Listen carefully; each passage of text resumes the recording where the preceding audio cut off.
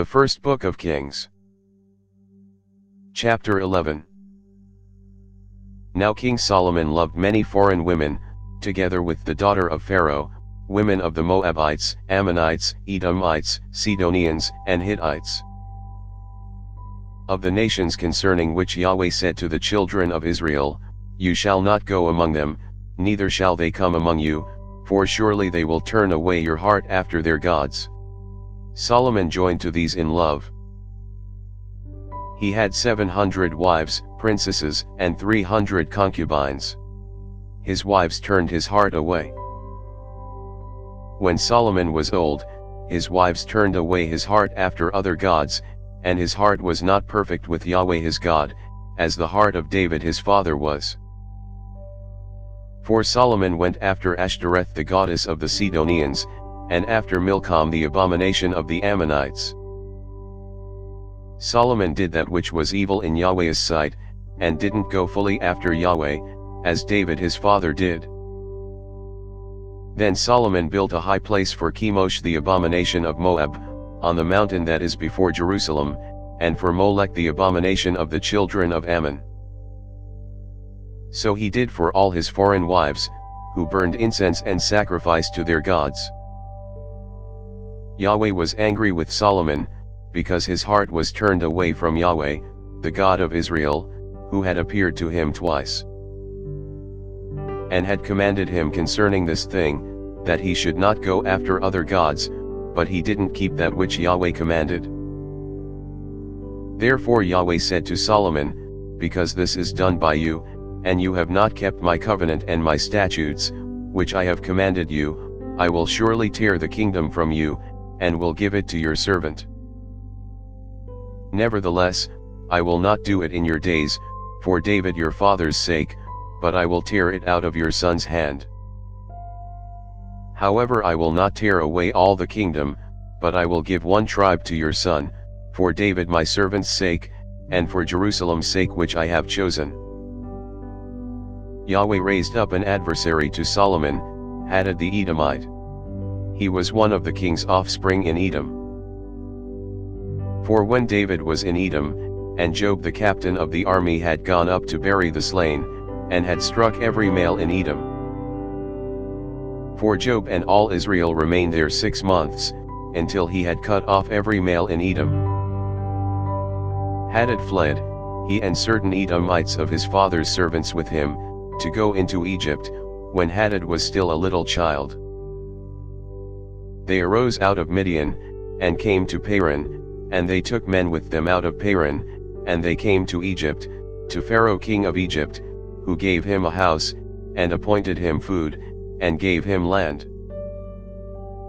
Haghe found great favor in the sight of Pharaoh, so that he gave him as wife the sister of his own wife, the sister of Tahpenes the queen.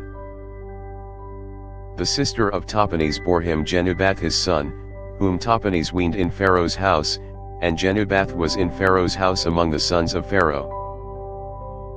When Haghe heard in Egypt that David slept with his fathers, and that Joab the captain of the army was dead, Haghe said to Pharaoh, "Let me depart, that I may go to my own country."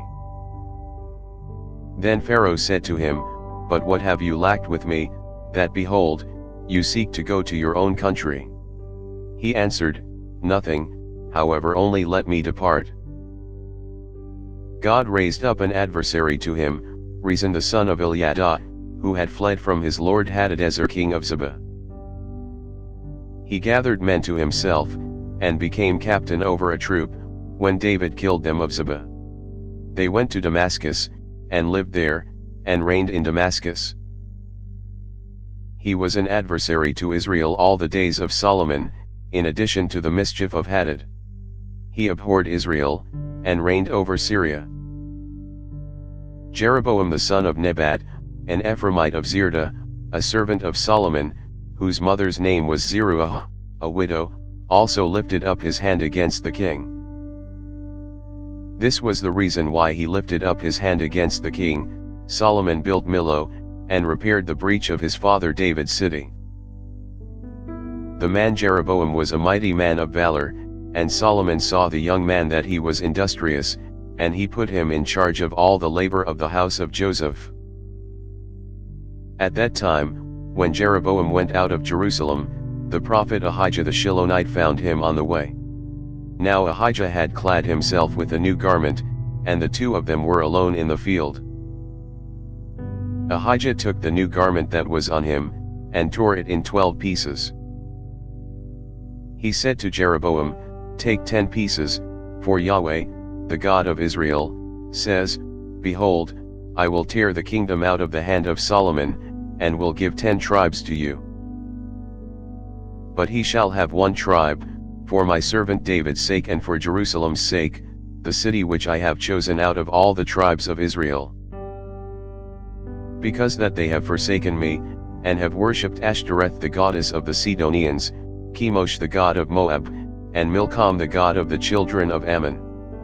They have not walked in my ways, to do that which is right in my eyes, and to keep my statutes and my ordinances, as David his father did. However, I will not take the whole kingdom out of his hand, but I will make him prince all the days of his life, for David my servant's sake whom I chose, who kept my commandments and my statutes.